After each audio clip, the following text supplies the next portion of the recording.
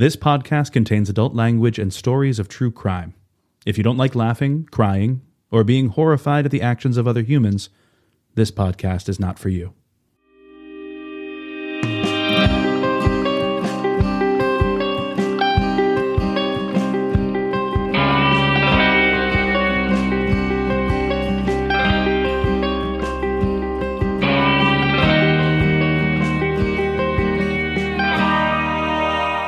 Welcome to Season 4, Episode 3, Part 2 of Unsolved Mysteries podcast.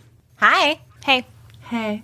Oh, hey. This is the show where we rewatch, recap, and give you the latest updates to cases featured on the show Unsolved Mysteries. I'm Carlin. I'm Alison. I'm Eliza. So welcome to the show. This is Part 2 of this episode, so go back if you have not listened to Part 1, because Honey, there are some great segments in this episode, and they are bonkers. Yes. And as you guys know, for every review that we receive, we donate $1 to a different organization. And for this month, our organization is Life After Hate, which was recommended by our patron, Alison H. If you would like to support us on Patreon, you'll get access to ad-free episodes, 2 additional episodes a month, early access to listener short stacks, and goodies in the mail. Go to patreon.com/resolvedmysteriespodcast. Okay, what are we covering in part 2 today? All right. I am about to tell you about a holy relic, the Shroud of Turin. Oh, my. I cannot wait. And then I finish out the episode with the unexplained death of Ethel Kidd. Okay. Here we go. Here we go.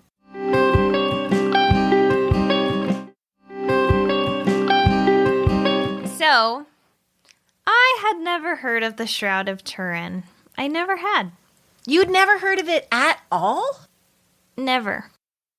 Oh, Wow. I mean, as soon as I saw it, I recognized that face. Well, yeah, but that face is, I know, we'll get into it. but I've seen it. I've seen it. You've seen the face of God? Okay, we gotta watch out. We gotta watch out. Oh, no, guys. Oh, no. We have to be on our best behavior during Okay. this segment. I'm ready to be on my best behavior. Okay. But okay. So, for anyone that doesn't know, and if you didn't watch the segment, we should just explain what the Shroud of Turin is quickly. So, the Shroud of Turin is a 14-foot piece of linen that has the likeness of Jesus Christ on it. And the belief is that it is the burial cloth that Jesus was buried in after his crucifixion and when he was put into the tomb. So that's what the Shroud of Turin is. There is, if you look at it, it looks like a man's face for sure on there. It is a beautiful painting. You're right. It's undeniably a face. It's undeniably Very a face. clearly. There are crossed hands, like in front of him, like he would have been buried with his hands crossed in front of him. It did suffer from a fire, so there are also burn marks. And there are like newer pieces of linen in the shape of triangles that nuns sewed on after the fire to help keep it intact. Restore it. Thank you. Yeah. Stack opens with an interesting point. The face of Jesus Christ has inspired artists throughout the ages, but how did they know what Jesus looked like? And it's true. Like, why do all the Jesus paintings have basically the same face? It's true. They'd all just have sort of the same shaped face, that long hair. You know what we're talking about. Yeah. And this is, Stack poses the theory that it may be because of the Shroud of Turin and the face that is on that piece of linen, which looks a lot like what we know to be Jesus Christ, his face, in art, in pop culture. Stack also called out that the Bible never talks about Jesus' appearance, and I did not even realize that. No, I didn't either, and that's interesting. So many people believe that it is the actual burial cloth of Jesus Christ, and then, of course, many people do not, or people are wondering or trying to figure out if it is for sure or not. So one of the talking heads is, now it says FR. Friar? Does that mean friar? I think so. Friar Tuck? Yeah, is that a real Is that a religious figure? Yeah, I think he's a friar, right? What's a friar? What religious affiliation is a friar? He was Episcopalian, I think. The guy, he did have the Oh, did he look like Friar Tuck? Do you have like the little brown Here, I got coat it. and stuff? he's wearing like a Sorry, it is an abbreviation for father. father. He's a priest. They also wear the whatever the white thing is in front of their throat. Oh boy. The collar. Yeah, thank you. Okay. So Father Kim Dreisbach Jr. has spent the majority of his career studying the Shroud and is considered an expert. And I love him, even though he believes that this thing is real. And that's fine. I love him. He seems like a true sweetie to me. Every time he stops talking, he puts a little smile on his face. Oh. He's very nice. So he says, when I first began to study the Shroud of Turin, I was convinced it was a crock and it would take me probably less than 2 hours to put away this pious fraud. I know. After all, anyone with an IQ 100 or over knows that all relics, by definition, are frauds. I loved that. Yeah, I love him. But, he says, I must admit, here I am 17 years later. I, who came to scoff, have stayed to pray. My own personal belief is the Shroud is probably authentic. And then, of course, that's it. He ends that with a little smile. He's a honey. So the Shroud was first exhibited publicly in France during the Renaissance period, but no one really seemed to know where it came from. Then in 1578 AD, which we don't say AD and all of that anymore, it's a different way we say time, but I can't remember what it is. The Shroud was moved to Turin, Italy, where it was rarely shown in public. 3 centuries later, in 1898, the Shroud was photographed for the very first time. And Father Dreisbach says that the photographer's negatives showed more detail than could ever be seen by the naked eye when just looking at the piece of linen, which is really interesting. Oh, yeah. Wait, I'm sorry, but who originally obtained it? Where did it come from? Oh, that's okay. Well, the segment says that it was first exhibited publicly in France during the Renaissance. It belonged to a family. Okay. And then they sold it, I believe.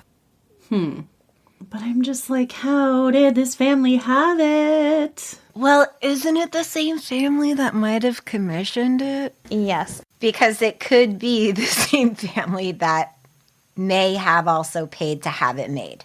So, I mean, any of these things that take place so fucking long ago, who the hell knows about any of it? But It's all made up.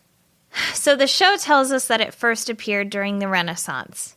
Other history says that it first appeared in 1390 AD when Bishop Pierre d'Arcis wrote a memo where he charged that the Shroud was a forgery. So that's like the first time that we see someone write about the Shroud of Turin. Clearly it's like been around for a while even before then.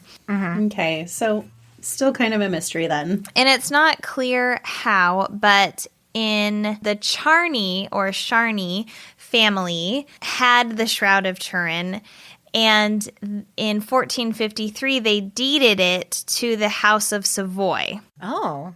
Which is like a royal dynasty in the Savoy region in Italy. Yeah, so they deeded it to them, but it's, there's who knows how everyone got a hold of this and all of that. And then apparently this is when it was damaged in the fire in a chapel. The House of Savoy took the Shroud to Turin, and it has remained at the Turin Cathedral ever since. So that's where it has been. Okay.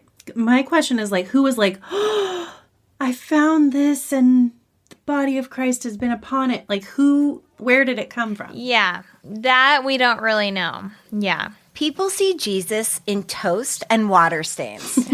Come on. They don't know. They don't know who first found it.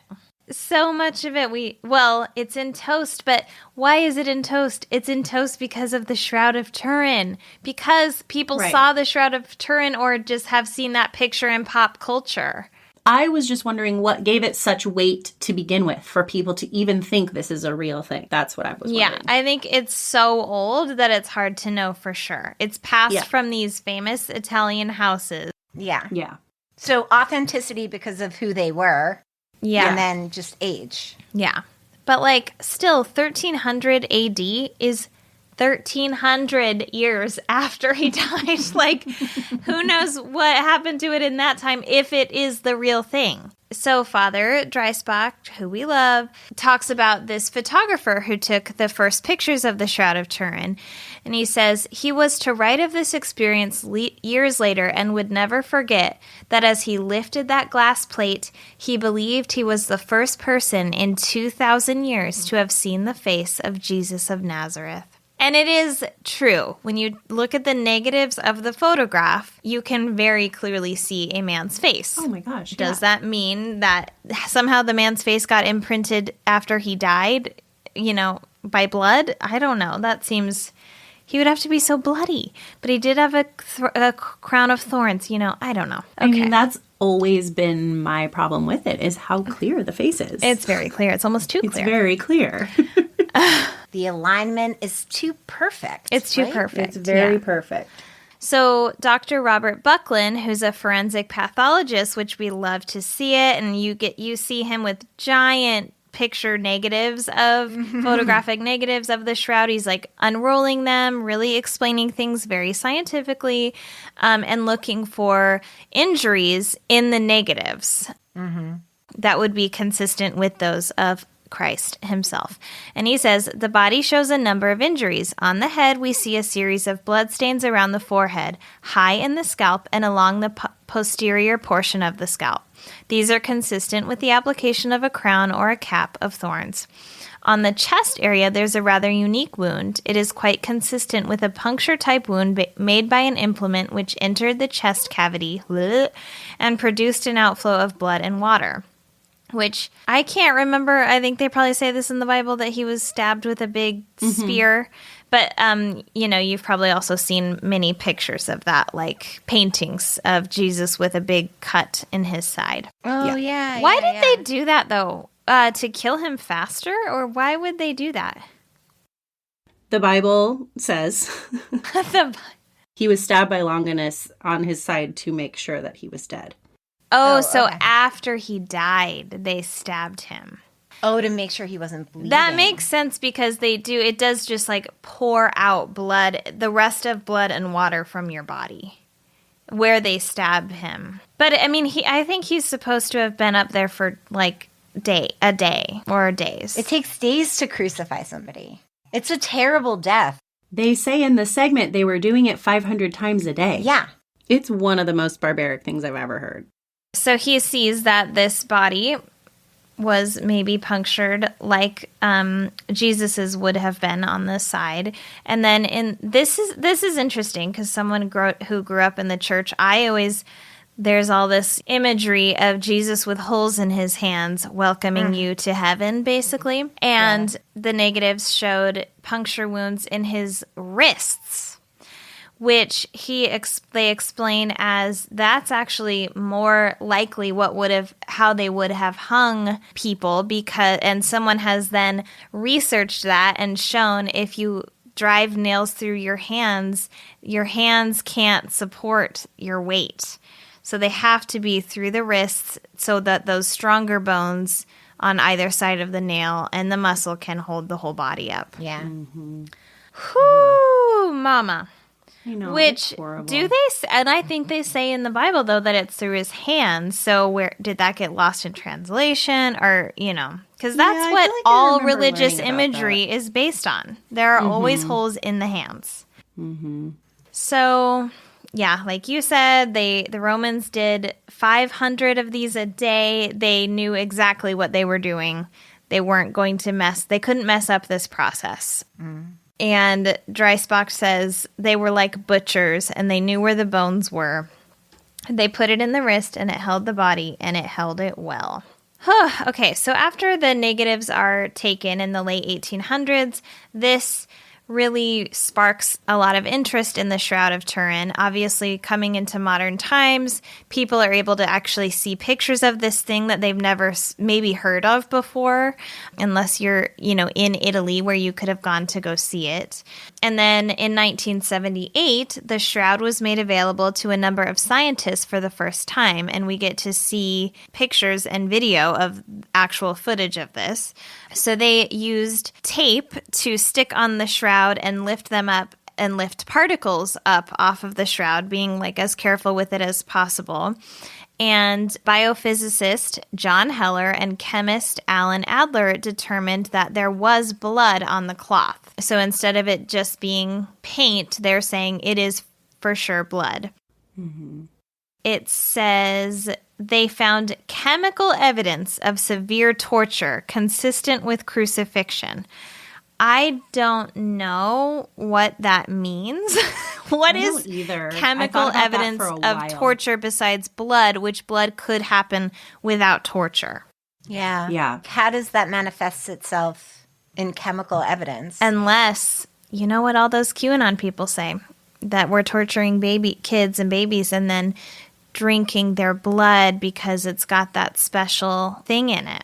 Oh, there's a test for that? There's a special chemical that comes out in blood when you're tortured. Maybe that's what they found. Oh, okay. Oh, my God. Wow. Okay. Oh, my God. Mm-hmm. Okay. Science is amazing. Isn't it amazing? And look at what these people are doing with science. It's just so beautiful that they put this belief out in the world. We're so thankful for them. Uh-oh. Okay. Hey, I can go after QAnon all you want. Y'all. Oh, come for me. So, some scientists, like Dr. Walter McCrone, who's on the episode, have claimed that, we're suggesting, that the shroud is a forgery and the work of a highly skilled artist who painted with tiny, tiny brushstrokes. Which people have said that's not possible. We would see the brushstrokes, but Leonardo da Vinci was known to paint in a way that you couldn't see small, I almost said blood strokes.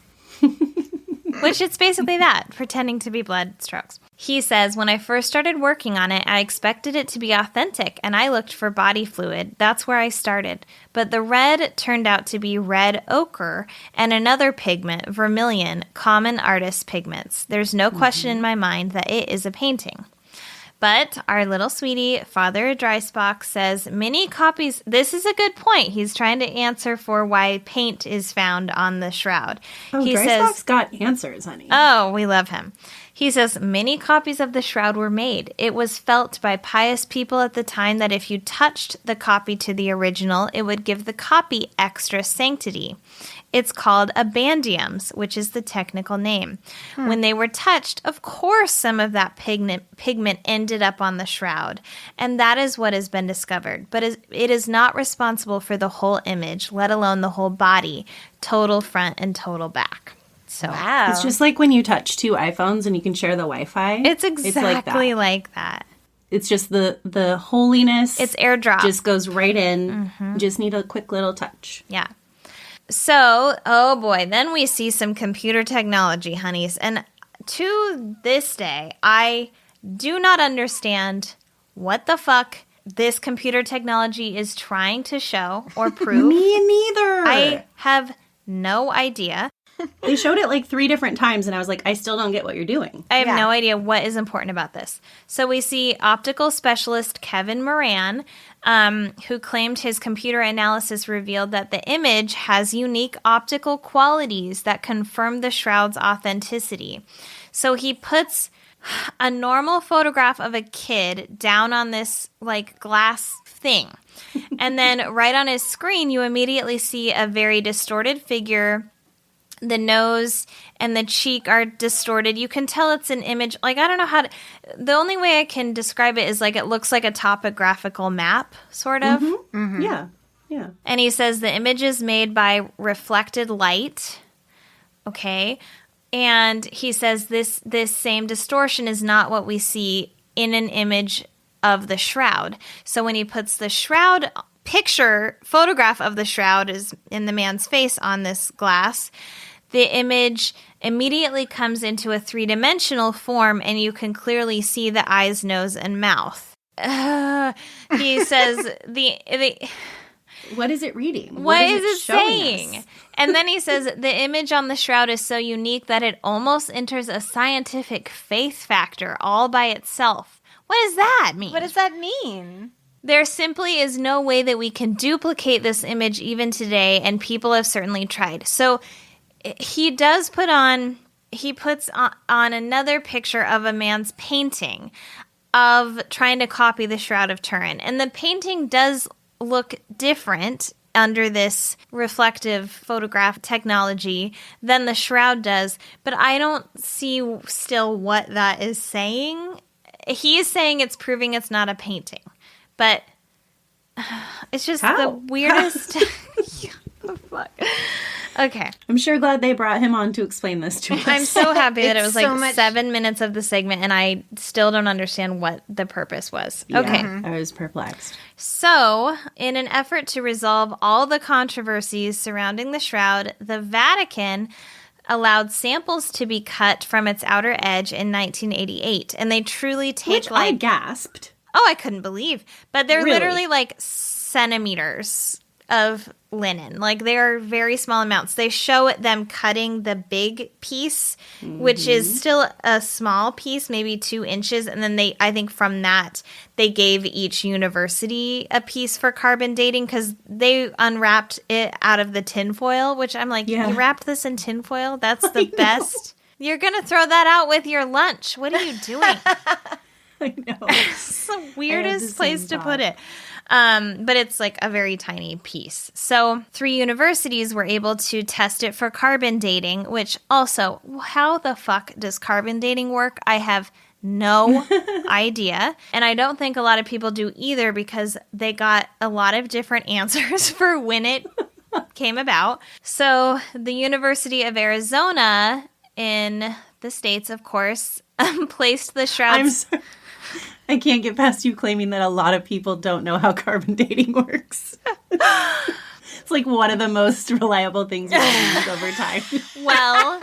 Well, you'll see. It might not be. I know. Oh, gosh. The University of Arizona placed the shroud's origin between 1290 and 1360 AD, which is when it first kind of comes about in written history, but obviously would prove that it's not the Shroud of Turin. The Shroud of Jesus. I also hate that it's called the Shroud of Turin. Like, call it what you think it is. Don't call it by the place that it resides. So what would you call it? Jesus' cloth.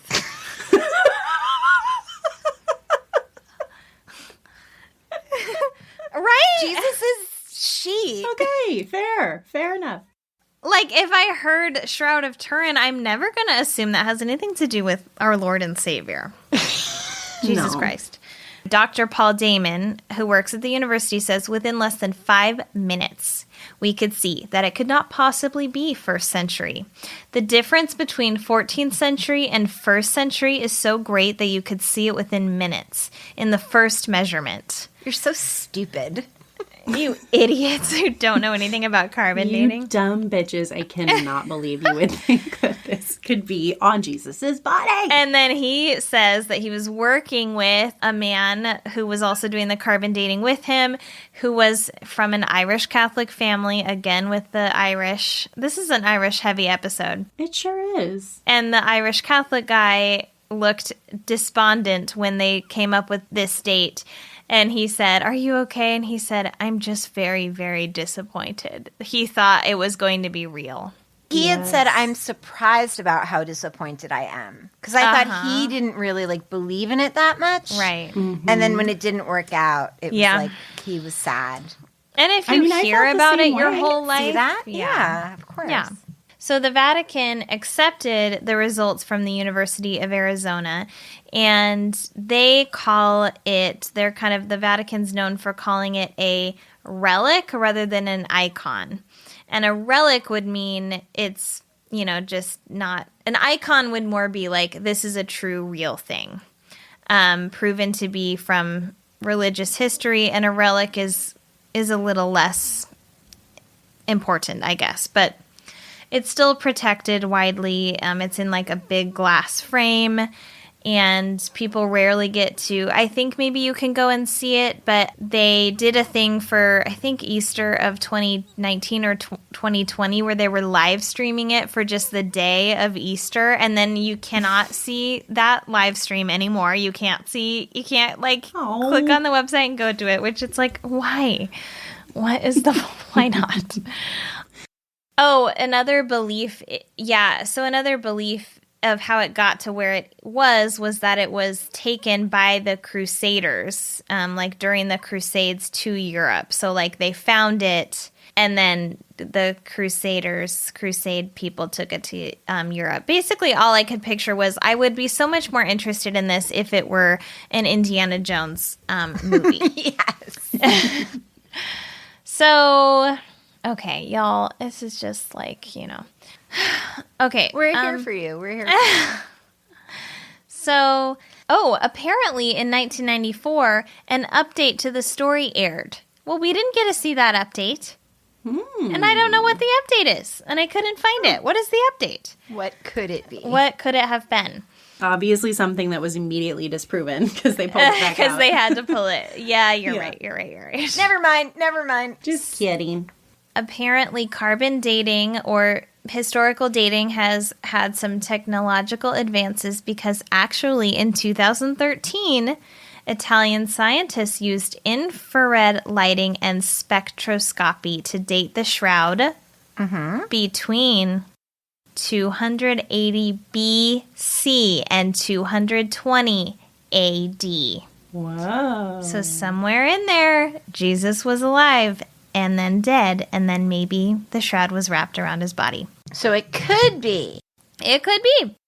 Oh, yeah. I forgot to say this at the top, or in the segment part. The craziest thing that was said was that maybe the imprint, the picture of his body, was because radiation quickly came off of his body during the resurrection. There was a burst of radiation. During the resurrection. Oh, no. Yeah.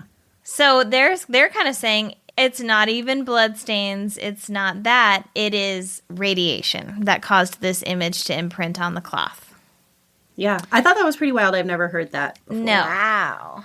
Okay, so then scientists have tested, this is kind of disgusting, pretended to crucify someone, tied them to crosses, poured blood on them where blood would be if you had a crown of thorns on you and blood coming from your wrists and your side, then laid them on a cloth, wrapped it around them, and no way do they see that any blood pattern would cause this perfect image like we see. Okay. So that's another way that people are saying it's not real and it's just a piece of art or a painting. Of course, some people do still believe that it is the burial cloth for Jesus. The forensic anthropologists that did that study are Matteo Barini and chemistry professor Luigi Garlascelli. And yeah, they used a live volunteer and a mannequin to study how blood from Jesus' crucifixion and spear would have flowed onto the burial shroud. Using both human and synthetic blood, they were unable to find a single position in which the blood flowed onto experimental cloths to create the stain pattern on the Shroud of Turin. So honestly, at this point, I'm ready to go, it's not blood, it is radiation. Because, I mean, I'm not really, but it's got to be a painting or radiation. It's not blood. Because there's no way it would make a face and hands. You can see his hands perfectly crossed. That's exactly it. Even if it was like just the decomp of the body coming off on the cloth, it would be one big blotch where his face was. It wouldn't be facial features. It would not. It would absolutely not. Oh, I'm so sorry. So the Vatican usually calls the shroud an icon rather than a relic. I had it wrong. Oh. Okay. So a relic is more like they believe it's the real thing, and an icon is more symbolic importance. Okay. Without being proven to be historically authentic. Sorry, I had that wrong. So then I wonder why our buddy was like, I mean, everyone knows relics aren't even real. Well, because let me tell you about some relics that are out there, Carlin. Oh, okay. Yeah, I mean, We have got Buddha's tooth. Oh. We have got baby Jesus's foreskin. No. one of the reasons why religions branched off from Catholicism was because of the commoditization of relic. Really wealthy families, it was sort of thought that the more relics you owned, the physically closer you were to God. So the more money you had, the more relics you could buy, the closer you got to God because you had these tangible pieces of religious experience. And I think sort of part of the Protestant branch off was the abolishment of relics and saying that none of these relics matter, none of these are important. But yeah, there's like livers in jars and really weird shit out there. There's people believe we have John the Baptist's skull, Muhammad's beard or pieces of his beard, footprints. There are, like, you can see pictures of a footprint of the Prophet Muhammad taken out of dirt. Like, they perfectly preserved this piece of dirt that had his footprint in it. All kinds of things. But yeah, baby Jesus' foreskin is one of them, although that might be missing now. And one interesting thing, I did not know that anyone thought that they had this, but the actual crown of thorns that was believed to be placed on Jesus' head is still around, and it was actually saved from the fire at Notre Dame in 2019 by a human chain that brought it and other relics out before the spire collapsed. Yeah, I feel like I remember hearing about that one. And you can see pictures of that. It's like in this kind of beautiful, intricate glass or, you know, heavy-duty clear plastic wreath. You know, it's like inside of it, so you can see it, but there's gold around it, and they believe that that is the actual crown of thorns, and I had no idea anyone thought we had that around still. Yeah, so, I mean, people still don't know. I think the main belief is that the Shroud of Turin is just like an interesting representation of the cloth that would have been wrapped around Jesus, but scientifically, I don't think it's believed to be the real thing, although it was most recently dated to be from his time. I just don't know how that imprint of his body would have been so perfectly made on the shroud. Yeah, totally. But if you believe in the resurrection of Jesus Christ, then why would you not believe that it imprinted on the cloth? Of course. Sure. That's not a stretch, if, you know. The one thing that stood out about it to me, like, if you think about it, if it was just like a piece of art or something, is why was there the print of the back side of him? You know, that to me is very interesting. Like, either it was a piece of art designed to look like a shroud that was around him, or that's an interesting choice.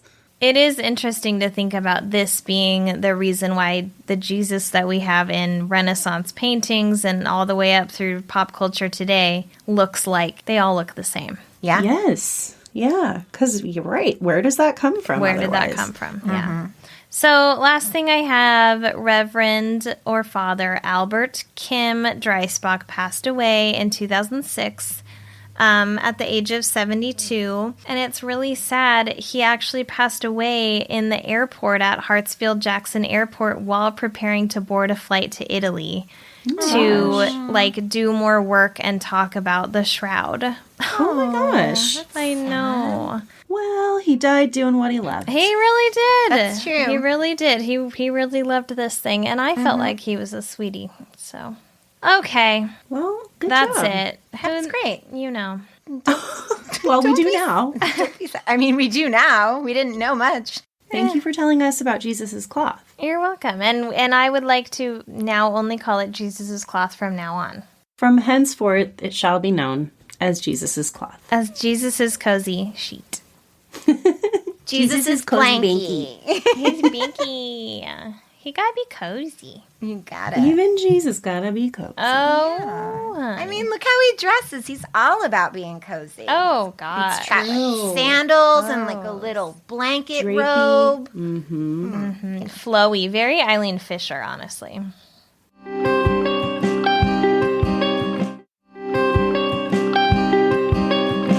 All right, so the last segment of season 4, episode 3, part 2 is an unexplained death. And it's pretty horrifying. You know, this is a really great episode. It really is. Oh, man. So the segment begins. Stack tells us that rural Orange County, Virginia is a peaceful landscape ideal for families who want to escape the crime and congestion of Washington, D.C. The community of Burr Hill consists of little more than a post office and a few homes. Ethel Kidd and her husband Gilbert bought a plot of land in Burr Hill, and in 1988 they began building their retirement home. Ethel Kidd was 61 and a grandmother. One of the reasons why they moved to that area was because almost all of her children and grandchildren lived within a mile away. Thomas, Ethel's son-in-law, says that Ethel was a good person who was liked by everybody and she enjoyed life. On Wednesday, April 12th, 1989, Ethel and Gilbert's house was almost complete, so Ethel was spending a lot of time in Burr Hill. That morning, she visited her daughter, who lived less than a mile away. Ethel returned home and was seen checking her mailbox shortly after 2 p.m. Thomas says that around 7:30 the next morning, his wife called Ethel and got an answering machine. At 9:30 a.m., Thomas drove by and saw Ethel's car there in her driveway. He says he thought something might be wrong, so he went in to check on her. As he's walking across Ethel's yard, he sees an atlas, basically a map book. Remember those? Oh, yeah. So he thought Ethel may have dropped it, so he picked it up and carried it in with him. But when he saw the front door unlocked, he knew that something was definitely wrong. So he went into the house and he called for her. Stack says that not only was there no sign of Ethel, but there was no sign of burglary or foul play. With no other leads, authorities assembled a large task force. Law enforcement officials fanned out from Ethel's house and searched the fields acre by acre, but there was no sign of Ethel Kidd. Also, very different response to a lot of the times when someone goes missing and there's no sign of foul play. Yes. Everyone mobilized immediately. Yeah. Well, because she's not a young Teenage girl. woman. Who She's might not a be slut. just whoring it up. Exactly. 8 days later, less than 3 miles from home, a hunter discovered Ethel in the same area that had been previously searched the previous week. And then, this is shocking. They show Ethel tied to a tree. So Ethel Kidd was found bound to a tree in an upright position facing a logging road less than 50 feet away. So she was displayed, essentially. God. And I feel like they're like upping the ante with the reenactments because in the past we would have seen like a shadowy figure of this. Yes, absolutely. I agree. It's becoming like more scandalous, and I can't help but wonder if the rise in popularity of America's Most Wanted, which their reenactments were very aggressive, because it's Fox, so they were like, show it all. Yeah. So I wonder if Unsolved Mysteries was like, all right, we can get in on that as well. Yeah. So investigators determined that Ethel had been strangled. They also found evidence of a sexual assault. I later read that along with the sexual assault, she had been sodomized. Oh my God. Okay. They estimated that she had been dead for around 7 days. So Sheriff Bill Falconer of the Orange County, Virginia Sheriff's Department says that the area had been searched by land and by air. He says that she was definitely not at the location earlier in the week. He says the killer is extremely brazen to bring a body back to where it was kidnapped from and to place it in a position so as to be found near busy roads. Seriously. Falconer believes that he may have been taunting the police. Stack says it was clear that Kidd had been kept in cold storage after she was killed. Surprisingly, there were no signs of decomposition.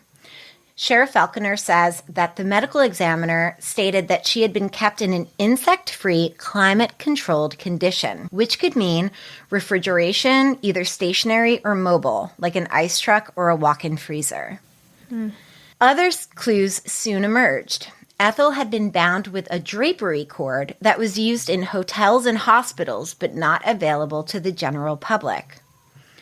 car upholstery fibers were recovered from Ethel's clothes, but the main center of the investigation centered on several items that were tucked inside the road atlas that Thomas had found in her yard. Oh, yeah. This is so weird. This case is bizarre. Stack says that the paper is from a national hotel chain, but he doesn't say which one, because he probably was not allowed to. Yep. And he says that the notes on the paper contain sexually suggestive messages. One note says, "Let's fuck, pull over," with the word fuck censored out and pixelated, but just barely. You clearly know what it says. And then the other one says, "Do you want to?" Who says romance is dead? Truly.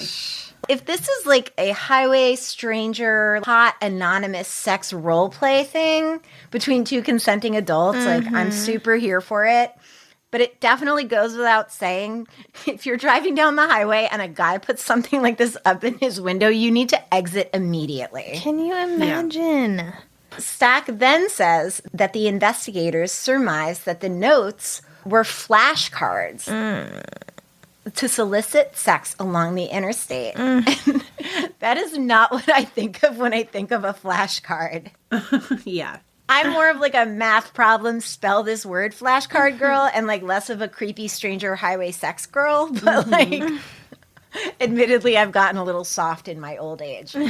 When he said flashcard, I was thinking of vocabulary words and like parts of the cell for science class. Totally. So the most chilling evidence was a handwritten list of 7 items that was also found in the atlas. The fact that aggressive stranger sex notes aren't the most chilling things in this murder atlas is pretty alarming. The list is a, quote, meticulous blueprint for murder. Line 2 listed clothing and accessories, which may have been used for a disguise. Line 3 read, quote, ID ASAP paper trip book. The authorities were aware of a book entitled The Paper Trip, which details how a person can obtain a new identity. Oh. Item 4 read choose location, and item 5 lists the abbreviations HCTPSG. I have the list in full. So number 1 is FA, $40 plus tax, $? The second one says business dress, shirt, slacks, and then it looks like it says gracias in parentheses. It's really hard to read. And then cologne aftershave. Line 3 says ID ASAP paper trip. 4 says choose location. 5 says HCTPSG. 6 says glasses, hat with an arrow pointing to number 3. And then 7 says cosmetics with an arrow pointing to number 3. Falconer says that the best they can come up with would be HC for handcuffs, TP tape, and then SG surgical gloves or stun gun. He says that this individual is methodical, very particular, and very cunning. He is a loner, white male, probably between 35 and 45 years old. What? He has not had, yeah. I'm shocked by that part. Yeah. This to me reads like a script for any sort of profile of a sexually motivated killer. It says he has not had successful relationships with females. He says that they have to assume that this individual travels and stays in motels, which could be consistent with an interstate trucker or salesperson. Stack says that Ethel Kidd was extremely security conscious. Authorities believe that the assailant would have had to devise a clever scheme which would not alarm her. He possibly used the road atlas to make the impression that he was lost. Sheriff Falconer says that this was a very cunning, devious, planned, calculated murder. He believes that based on the murderer's behavior, that he will kill again. Thomas says that hopefully if he gets put away for doing this, it won't be done to anyone else. He says nobody deserves to die like that. And when I was watching this, I was wondering where other family members were. It was really interesting that it was the son-in-law was the only person talking. So there's an update, and it says that after the broadcast, a tip led authorities to Edward Wayne Beverly, who was serving time in prison for armed robbery. He was identified just months before his scheduled release. Beverly was convicted of the rape and murder of Ethel Kidd and given 3 life sentences, and he died in prison. So that's a lot of updates. So as we do, I'm just going to kind of fill in. Mm-hmm. So a little bit about Ethel Kidd. She was born Ethel Sarah Vogel on May 27th, 1927 in Easton, Maryland, to William Frederick Vogel and Edna Mae Funk. Ethel was one of 6 children. She was married twice, first to Joseph William Allen on November 25th, 1942, and then to Gilbert Madison Kidd on December 19th, 1957. She and Gilbert had 3 children, 1 daughter and 2 sons. So Thomas was married to Joanne Kidd, Ethel's daughter. Thomas and Joanne lived less than a mile from her mother, and the two were very close. Ethel Kidd had 5 children. She had 2 children with her first husband and then 3 children with Gilbert. While Ethel was living in Burr Hill full-time, her husband Gilbert was still working and living in Alexandria, Virginia during the week, which is why she was alone during the week. Mm. So this is what I found out about this family. There are a lot of members of the Kidd family. I have a feeling that most of the residents of Burr Hill were members of the Kidd family. So I found a comment on a blog that I guess was written by the wife of one of Ethel's older sons. So she says, and I'm reading a lot of quotes here, so just take it at all face value. Quote, "The media didn't tell you the sheriff was on vacation in Hawaii when Ethel was abducted and that the deputies botched the immediate scene and investigation. They also didn't tell you that Ethel was tied naked to the tree. Oh. They didn't tell you that the sheriff was trying to convict Thomas Kidd, her son-in-law, based on the drapery cord alone." So then I was like, what does that mean? So I did research, and at the time that Ethel was murdered and bound to a tree with drapery cord, Thomas Kidd had a job, and it was to hang drapery. Oh my God. What are the chances? So he worked for JCPenney, hanging drapery purchased at JCPenney in people's personal homes. But the drapery cord was only available to hotels and hospitals. Okay. But I don't know if the police knew that at the time. So poor Thomas Kidd. Oh my God. Imagine that completely bananas coincidence. Mm-hmm. Of course the police are going to think that you did. Yeah. Mm-hmm. Because it almost looks like a calling card at that point. Yes. And oh my God, it's his whole profession. Who hangs drapery? Who does That's that? what I'm saying. Like, it looks so specific. So then she goes on to say, but Thomas died before Beverly's sister called the new sheriff and had him arrested in Tennessee for the murder. So I read that Thomas died, sadly, in 1994 when he was only 51 years old. Mm-hmm. Also, not only was a tip called in, it was Edward Beverly's sister who recognized his handwriting. Whoa. If he had never dropped that atlas, we would have no idea who he was. Oh my God. Wow. Oh my God. And recognize the handwriting from seeing it on UM? On UM. Whoa. Yep. This woman goes on to say, they also didn't tell you that the cops were also trying to blame Ethel's son, Wayne, and his soon-to-be wife, based on one of the papers the notes was written on, coming from a hotel/motel in Ohio, where her son and soon-to-be daughter-in-law were truck drivers. Oh my God. Members of this family are checking these boxes for local law enforcement. Yeah. So, of course, they're going to be suspects. Another person then replied to her, and presumably they were in the sheriff's office at the time. And this person said, quote, "Don't know where you got your information, but it's wrong. Sheriff Faulkner was on a week-long fishing trip at Lake Anna and cut it short when the abduction was reported. I was there when her body was recovered, and she was fully clothed. That said, I'm glad Beverly was caught and he deserved to die in prison." Then the woman replies and she says, "I got the information sitting in the house with Thomas, Joanne, and Wayne for 7 days waiting for them to find her, and from the actual pictures that Thomas and Gilbert had to look at. Why would they lie about something so horrible?" So this is like back and forth. Wow. And then the last comment came from one of Ethel's grandchildren. Quote, Ethel is my grandmother. I have never heard some of these comments being made. I know it was a horrible week searching for her and going live on the radio begging people to look for her. She was a wonderful woman who held this family together. The correct man was convicted. He had only God to answer to when he died.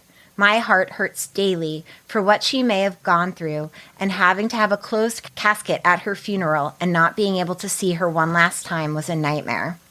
She was my world, and I miss her so much. Ugh, horrible.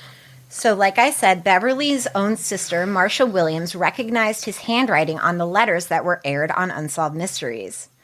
Beverly had lived in Burr Hill at the time of the murder, but shortly left the area after it occurred. He was in prison in Tennessee when he was accused, but fingerprints and DNA linked him to the crime. He was only a few months away from being released from prison until he was convicted in 1989 and charged with 3 life sentences for kidnapping, sodomy, and murder. I read an article and it said, Joanne Kidd, the victim's daughter, said that she will take some measure of peace from the outcome, but it was less than the death sentence that her mother's killer deserved. So, of course, Beverly appealed in 1999. Attorney Roy D. Bradley submitted a 31-page brief to the Virginia Court of Appeals claiming that Beverly was wrongfully convicted. The opening brief called into question the judge's rulings allowing DNA evidence, but excluding blood typing information taken from the same blood sample. So he was basically arguing that blood typing was more accurate than DNA. Oh, okay. Thanks, bud. And then Beverly's lawyer also took issue with the judge's denial of his client's request for fingerprint and handwriting experts because the fingerprints are his. There is no discussion. Like, you can't bring in a fingerprint expert that's going to look at fingerprints and be like, no, these aren't his. An expert called by Orange County prosecutor compared Beverly's sample to the DNA from a semen sample taken from Kidd's body. The expert concluded that there was a 1 in 1.7 million chance that Beverly was not the one who assaulted Kidd. Wow. Yet, Bradley argued that the blood type found at the scene was type A, whereas Beverly's blood type was type O. I mean, whatever, DNA. There's 1 out of 1.7 million, but you live in Burr Hill. Right. Come on, Right. run the numbers. Beverly's sister testified, and she said that she could identify the handwriting on a note found near the victim's house as her brother's. And the judge denied the defense request to have a handwriting expert evaluate the note. He also denied a request to hire a fingerprint expert to evaluate the prints on the note, which included Beverly's. So Beverly's sentence stood. He died in prison in late 2008. So then I have a little bit about the experience of shooting the reenactment. Okay. I'm just going to read from an article that I found about it. So this says, an actress selected to portray a 1989 murder victim, Ethel Sarah Kidd, says it was disconcerting to see the effect her striking resemblance to Mrs. Kidd had on the victim's family. Quote, I didn't realize how traumatic it would be for her daughter to see me driving her mother's car until I saw her face, said actress Diana Sal. I mean, we talk about this all the time. Nobody ever talks about that part. I know. For her role in the reenactment, Mrs. Sowley had her hair done similar to the way Mrs. Kidd wore hers. She was dressed in blue jeans and a shirt and sweater similar to what the victim wore when she was last seen in her yard and later driving her car. Quote, the way her hair was fixed and everything from the side, she looked exactly like my grandmother, said granddaughter Ginger Hall. It made it hard on everybody. And the last bit I have is, sadly, Ethel's widower, Gilbert, passed away in 2006 at the age of 71. Her son, Gilbert Jr., died in 2003. And like I said, Thomas also passed away. Jeez. I do have to say that her daughters are alive and her granddaughters are alive, and they are all still in close contact with each other. But, I mean, if he didn't drop that atlas, Wow. never would have. And he would have gotten out and maybe done it again. Exactly. Is this really his first murder? I don't think it is. No. I don't think it is. It was so calculated and so played well. He absolutely knew that she was alone during the week. He definitely pretended to need instructions. It felt like he had done this before. Yeah, and like they said, the brazenness to come back and bring the body back and do that this was crazy something. thing with it. So that definitely is still very open-ended. I saw like some discussion about that, and there were people who said she could have been overlooked. The evidence of refrigeration was never further discussed. It never came up in the trial. It never came up at all. So people were sort of wondering if he even did that or if she was overlooked. I don't know. But 7 days is a long I know. time. And for how close it was, too. And she was posed by a road. So, yeah, I really wanted to find out about that. If he truly refrigerated her body, then he absolutely has done this before. Yeah. If he has the presence of mind to mess up time of death and all of this stuff, this is not his first rodeo. But yeah, that came up. And some people were like, search and rescue always acts like they do a good job. One person was like, I was on search and rescue. They miss stuff all of the time. Yeah. But I mean, she was very clearly displayed. Yeah. So I can't imagine you not seeing a woman tied to a tree. No. So That reenactment was so... it was alarming. The only thing was the hands. Because the hands I were didn't notice. very obviously mannequin hands. They were sticking straight really? out like this instead of Oh, like, wow. you know. Oh, interesting. Interesting. Yeah. So that's that. Sad. Ugh, terrible story. Yeah. Poor honey Ethel.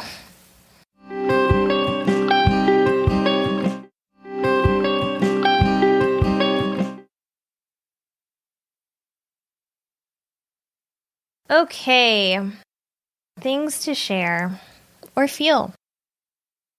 I've been listening to Dateline, which I have to be completely honest. I have never watched Dateline. Like, I'm not that type of like true crime fan because I think when it became very popular was when I didn't have cable.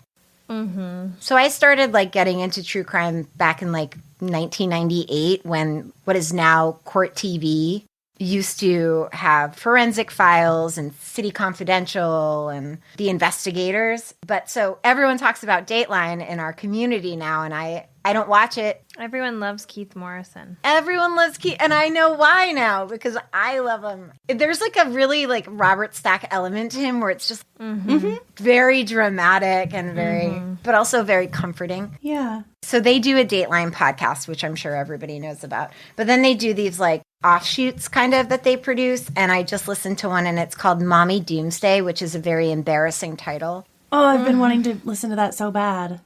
It is about, do you guys remember this? Lori Vallow, this Yes, woman, honey. basically she was saying that her kids were fine, but she wouldn't produce them for the court. It was a saga that was going on for like weeks in the media because she's a psychopath. We had listeners that were posting about it. Oh, right. And her husband was a part of it or something, or her boyfriend?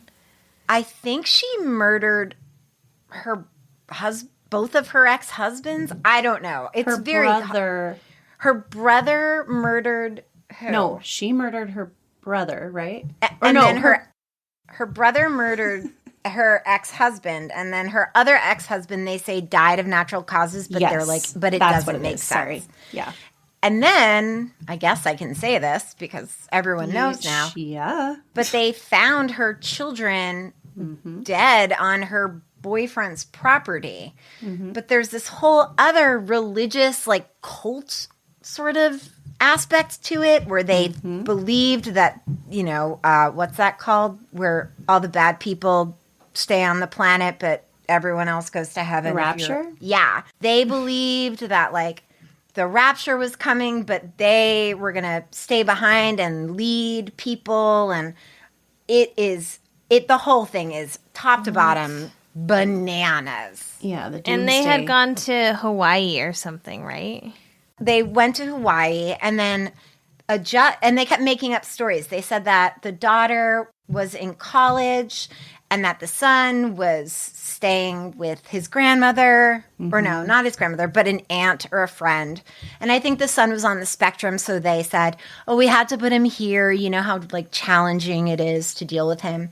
And Yeah, but their Hawaii vacation was like amid the investigation. Oh, yeah. Yeah. So a judge said, where are your children? And they said, oh, don't worry, they're fine. And the judge said, well, you've got to show me your children because people clearly don't think that they're fine. Oh, my gosh. And they just left and went to Hawaii. And I need to, like, I feel like if this weren't, I don't know how these people got away with this. Maybe it's that they live in a state that believes in like deep religious freedom, even in the face of justice or common sense. I do not know how this couple got away with not producing these children and being able to travel out of state for as long as they did. It's disgusting to me. It really is. And it goes without saying, if this was a couple, an unwed, shacked up couple that were of mixed race, or if they were gay, or if they were people of color, if they were literally anybody, the courts would not have treated them so kindly and given them 6 weeks to produce 2 children that they said they knew where they were. Yeah. It is just so egregious and it's so infuriating. And I think a lot of mistakes were made. I mean, I'm sure everyone did the best they can, but the legal system is sometimes not great. And they just weren't able to strong arm these people, or they claim. So it took weeks, months. They were gone for months. And then the judge kept saying, all right, well, the next time you come back, you better have your children with you. And she would say, I will. Oh, absolutely. I'll bring them. And then the next time she wouldn't. So I think it was like 3 times. Yeah. Finally, they got a warrant and searched the property, and they found the bodies of these children. So it is a saga. It's bananas. I need to listen to that. Our friend Spencer Henry over at Cult Leader did like multiple episodes on them. Oh, did he? Yeah. I mean, the whole story is so out there. It's so bizarre, and it's so incredible what people can convince themselves of. It really is. I mean, this woman murdered her children because this man essentially told her that it didn't matter if they were alive or dead. Just what the fuck? Cuckoo bananas. Yes, absolutely. So that's my recommendation. I have a podcast as well. It's a New York Times podcast series. It's just 3 episodes, but it's called The Jungle Prince. And it is about this family in India that a mother and 2 adult children who came back to India from Pakistan when India divided into Pakistan and all the Muslims had to go to Pakistan. And they were Muslim, and they came back to India claiming that they were a royal family that had been displaced. And when the Indian government would not give them like anything back that belonged to them, they set up their home in a train station and lived there for 10 years. What? Until the Indian government finally gave them something. And it is the story about this New York Times journalist who eventually had heard stories about this. She was like a correspondent in India, but had heard stories about this like royal family in the jungle.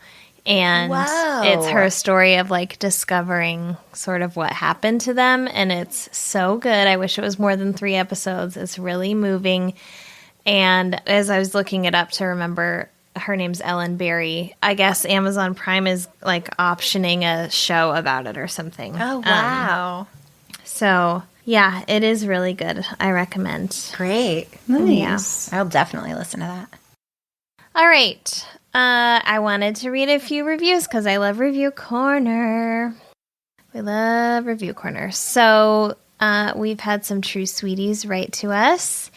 And, well, not write to us. Write to Apple Podcasts and leave reviews. But we feel like you're writing straight to us, and we appreciate it. This one, the subject line is Love the Nostalgia by Nikki Smalls.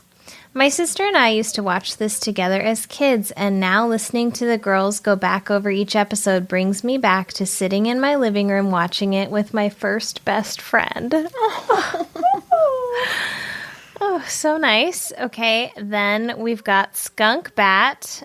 This one's especially for you, Allison. Aw. Heart emoji, girl power heart emoji. It's refreshing to listen to three strong women, a great accompaniment to the classic Unsolved Mysteries show. Hashtag bury the dick bitches. Hashtag I miss the lisp. Where did your lisp go? You've just learned to work around it, I guess. Yeah. And then just one more. Aaron Crass. Honeys. Perfection. Period. No notes. Period. I'm listening to the Edward Casey episode, cry laughing at the part when they describe Casey, quote, getting good at school by sleeping on top of his textbooks. And then the ladies just laugh gently and sadly say, no. Which I don't remember any of, but I love. Okay, what are we talking about next episode? I have the first segment, and I'm already reading a book about it, so don't worry. Ooh. Oh, boy. The topic is The Investigators, which, have we done that before? I We've feel like had maybe one once. other one, I think. One, right? And the topic is the Connecticut River Killers. Whoa. Ooh. This is going to be a biggie. Mm-hmm. I have a wanted segment, Judge John Fairbanks.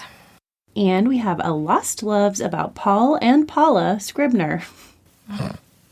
We love a double Paul and Paula. We love a Paul and a Paula. Do you remember that song from like it's like an oldie song where it's like, hey, hey, Paula? No. Oh, They're just singing back and forth like how much they love each other, and one's named Paul and one's named okay, Paula. that's adorable. Well, maybe we need to play it for the intro of this segment. So thanks, honeys. You can leave us a review. We would love for you to do that. Hashtag bury the 1 stars. You can help support the show by leaving a review. We really appreciate them. And you will also help support the organization that we're donating to this month, which is called Life After Hate. And for every review we receive, we donate $1 to a different organization. And that is our organization for June. So yeah, help us out and help them out. And to see photos we reference in the episode, follow us on Instagram at Resolve Mysteries Podcast, on Facebook and Twitter at Resolve the Pod. You can contact us at resolvemysteriespodcast.com, resolvemysteriespodcast@gmail.com, or at our P.O. Box 14005, Portland, Oregon 97293. Send us your stories for listener short stack episodes, anything you want to tell us. Just make sure that it's easily readable and not just links to articles. Thank you so much. We read so many articles for this show. We would like you to do the work for us this We're all time. full up on articles. But you can email us or send us a letter, and we may read it on a listener short stack. And you can support the show by going to patreon.com/Resolve Mysteries Podcast. And if you subscribe at the $5 a month level or higher, you'll get ad-free episodes, 2 extra episodes a month, and other goodies. And we appreciate your support. All right. We love you. We love you so. Thanks for hanging. Bye. Goodbye. Bye.